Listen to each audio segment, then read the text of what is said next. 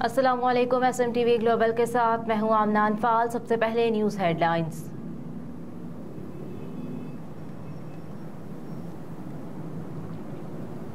नैब तरामीम का लदम करार, अवामी ओहदों पर मौजूद शख्सियात के खिलाफ करप्शन केसेस बहाल। चीफ जस्टिस पाकिस्तान उमर अता बंदियाल की सरबराही में 3 रुकनी बेंच ने चेयरमैन पाकिस्तान तहरीक इंसाफ की नैब तरामीम के खिलाफ दरख्वास्त मंजूर करते हुए नैब तरामीम की 10 में से 9 शिकों को कलअदम करार दे दिया, जबकि जस्टिस मंसूर अली शाह की जानिब से इख्तलाफी नोट भी लिखा गया है। सुप्रीम कोर्ट ने अपने फैसले में अवामी ओहदों पर मौजूद शख्सियात के खिलाफ केसेस बहाल कर दिए, जबकि नैब को 50 करोड़ रुपए से कम मालियत के करप्शन केसेस की तहकीकात की इजाजत दे दी गई है। सुप्रीम कोर्ट ने नैब तरामीम की कुछ शिकें कलअदम करार दी हैं। अदालत ने नैब को 7 दिन में तमाम रिकॉर्ड मुतल्लिका अदालतों को भेजने का हुक्म दिया है। सुप्रीम कोर्ट के फैसले में बेनामी की तारीफ से मुतालिक नैब तरामीम और आमदन से जायद असासों की तारीफ तब्दील करने की शिक भी कलअदम करार दे दी गई। सुप्रीम कोर्ट ने मुकदमा साबित करने का बोझ नैब पर डालने की शिक भी कलअदम करार दे दी।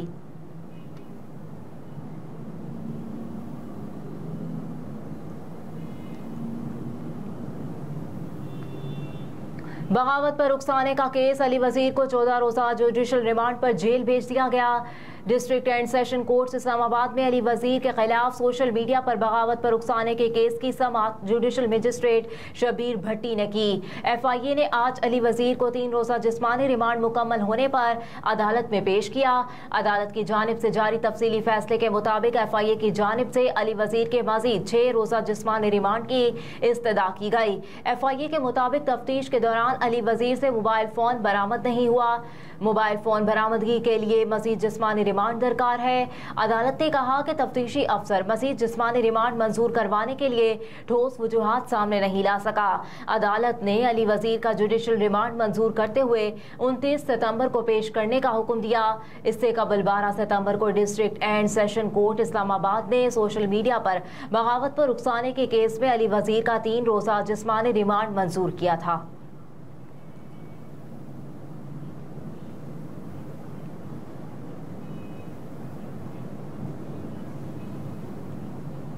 निगरान वफाकी वज़ीर इत्तलात की नुमेरा सलीम से मुलाकात, नए खलाई सफर के लिए नेक तमन्नाओं का इजहार। निगरान वफाकी वज़ीर इत्तलात ने नुमेरा सलीम को खलाई सफर शुरू करने पर हुकूमत पाकिस्तान, वज़ीर आज़म और अवाम की तरफ से मुबारकबाद पेश की और उनकी कामयाबी के लिए नेक तमन्नाओं का इजहार किया। इस मौके पर गुफ्तगू करते हुए निगरान वफाकी वज़ीर इत्तलात मुर्तज़ा सोलंकी ने कहा कि नुमेरा सलीम तमाम खवातीन के लिए रोल मॉडल है। उनका सफर खलाई तहकीक में पाकिस्तान की बढ़ती हुई मौजूदगी की अलामत है, जो कौम के लिए अहम कामयाबी है। मुर्तज़ा सोलंकी ने कहा कि नुमेरा सलीम की इस काविश से पाकिस्तान के अमन पसंद और तरक्की पसंद मुल्क की हैसियत से मुस्बत तशख़्ख़ुस उजागर होगा। उन्होंने कहा कि पाकिस्तान की नौजवान नस्ल जिंदगी के मुख्तलिफ शोबों में पाकिस्तान का नाम दुनिया में बुलंद कर सकती है।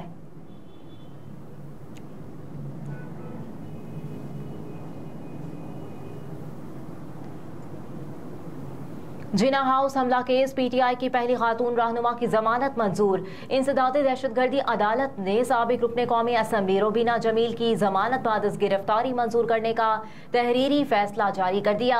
जज एजाज बटर ने तहरीरी फैसला जारी किया है। रोबीना जमील मरकजी FIR में जमानत लेने वाली पहली मुल्जिमा है। तहरीरी हुक्म में कहा गया है कि मेडिकल ग्राउंड पर रुबीना जमील की जमानत मंजूर की जाती है। पुलिस रिकॉर्ड के मुताबिक भी मुल्जिमा खाली हाथ थी, वो सिर्फ सियासी नारेबाजी कर रही थी। हुक्मनामे में कहा गया कि मुल्जिमा रुबीना जमील की 1 लाख मुचलके के एवज जमानत मंजूर की गई है। जमानत मंजूर होने के बावजूद रुबीना जमील की रिहाई मुमकिन नहीं है। जराये के मुताबिक FIR में पुलिस मजीद दिफात का इजाफा कर चुकी है। मरकजी FIR में मजीद दिफात में मुल्जिमा को नई जमानत कराना होगी।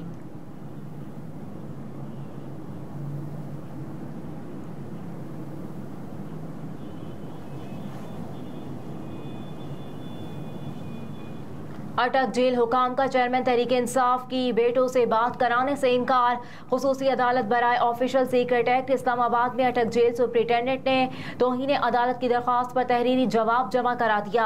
अटक जेल सुप्रिटेंडेंट का इस हवाले से जवाब में कहना है कि जेल कवानीन इजाजत नहीं देते, टेलीफोनिक गुफ्तगू नहीं करवाई जा सकती।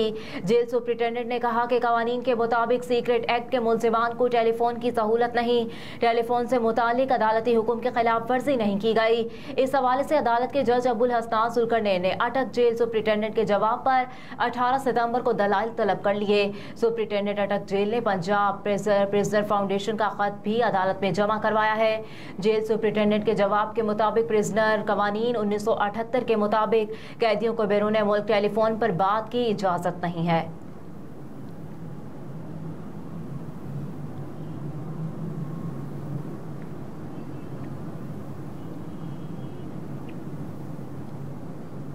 साइफर केस के अखराज की चेयरमैन तहरीक इंसाफ की दरखास्त से एतराज़ात दूर। Chief justice Islamabad high court justice Aamir Farooq ने साइफर केस के अखराज की चेयरमैन तहरीक इंसाफ की दरखास्त पर समाअत की।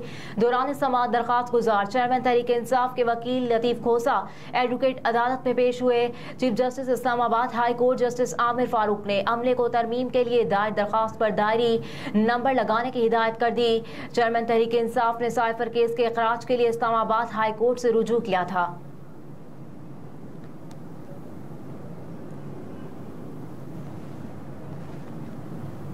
इस्तेहकाम पाकिस्तान पार्टी की रजिस्ट्रेशन के खिलाफ दरखास्त खारिज। इस्तेहकाम पाकिस्तान पार्टी की रजिस्ट्रेशन से मुतालिक इलेक्शन कमीशन ने महफूज फैसला सुना दिया।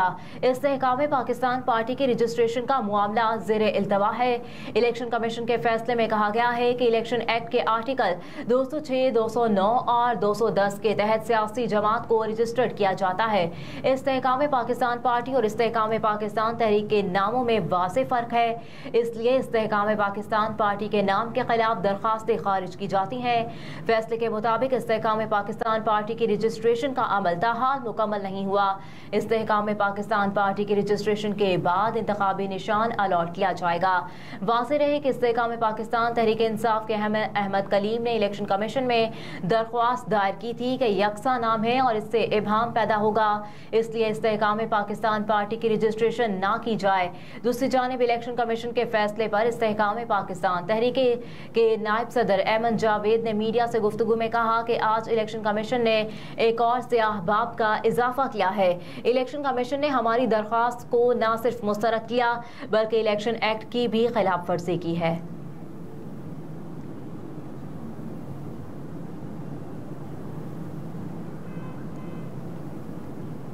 शेख रशीद की कब्जे में ली गई गाड़ियां वापस करने का हुक्म। अदालत ने शेख रशीद की इंट्रा कोर्ट अपील मंजूर करते हुए सिंगल बेंच का फैसला कलअदम करार दे दिया। इस्लामाबाद हाई कोर्ट ने रिमार्क्स दिए कि पुलिस ने शेख रशीद की गाड़ी गैर कानूनी तौर पर कब्जे में ली, गाड़ियों को वहीं लौटा दिया जाए जहां से कब्जे में ली गई थी। जस्टिस मियां गुल हसन औरंगजेब और जस्टिस अरबाब मोहम्मद ताहिर ने तहरीरी फैसला जारी किया। अपने फैसले में अदालत ने कहा कि शेख रशीद को शरीक मुल्जिम के जिम्नी बयान की बुनियाद पर मुकदमे में नामजद किया गया। फैसले के मुताबिक कब्जे में ली गई गाड़ियां जुर्म के इर्तिकाब में इस्तेमाल नहीं हुई। बज़ाहिर पुलिस ने शेख रशीद की गाड़ियां उन्हें सरेंडर करवाने के लिए कब्जे में ली। अदालत ने अपने तहरीरी बयान में मजीद कहा है कि पुलिस की जानिब से शेख रशीद की गाड़ियां कब्जे में लेते हुए कानूनी तरीकाकार नहीं अपनाया गया।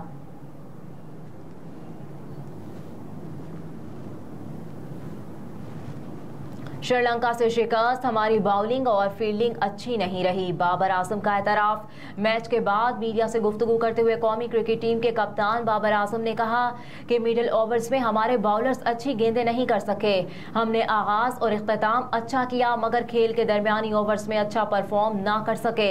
वाज़ेह रहे कि एशिया कप के अहम मैच में सनसनीखेज मुकाबले के बाद श्रीलंका ने पाकिस्तान को 2 विकेटों से शिकस्त दी। बारिश से मुतासरा मैच में श्रीलंका ने 252 रन का हदफ आखिरी गेंद पर हासिल किया। एशिया कप का फाइनल इतवार को श्रीलंका और भारत के दरमियान होगा।